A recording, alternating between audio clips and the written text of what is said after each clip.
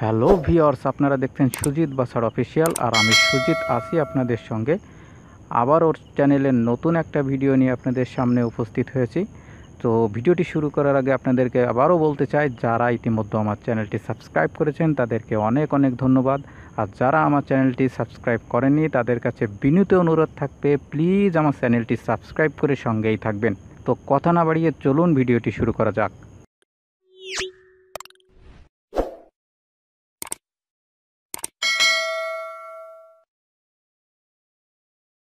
খুলনা জেলার দিঘলিয়া উপজেলার ভৈরব নদের উপর ভৈরব সেতু 2019 সালের 17 ডিসেম্বর ভৈরব সেতু নামে প্রকল্পটি একনেকে অনুমোদন পায়। তারপর 2020 সালের 12 নভেম্বর ওয়াহিদ কনস্ট্রাকশন লিমিটেড করিম গ্রুপ নামে একটা ঠিকাদারি প্রতিষ্ঠানকে ভৈরব সেতুর নির্মাণ কাজ দেওয়ার বিষয়ে অনুমোদন দেওয়া হয়। ভৈরব সেতুর পিলার বসবে মোট 30টি। এর মধ্যে নদীর পশ্চিম পাশে অর্থাৎ নগরীর কুলিবাগান থেকে রেলিগেট থেকে ফেরিঘাট পর্যন্ত 1 থেকে 14 নম্বর পিলার বসবে।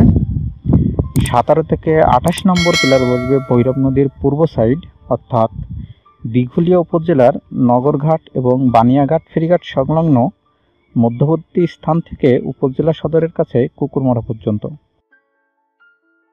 পশ্চিম পাশের নদীর পাড় থেকে 42 মিটার ভিতরে 15 নম্বর পিলার এবং পূর্ব পাশে নদীর পাড় থেকে 18 মিটার ভেতরে 16 নম্বর পিলার বসবে।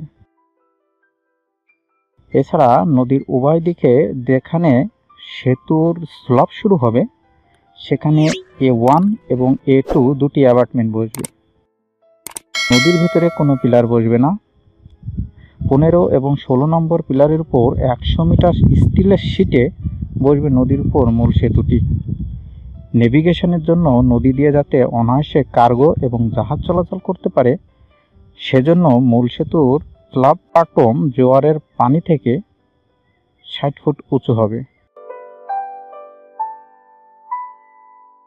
কুকুরমারা থেকে উপজেলা সদর পর্যন্ত 33 ফুট চওড়া অ্যাপ্রোচ রোড হবে।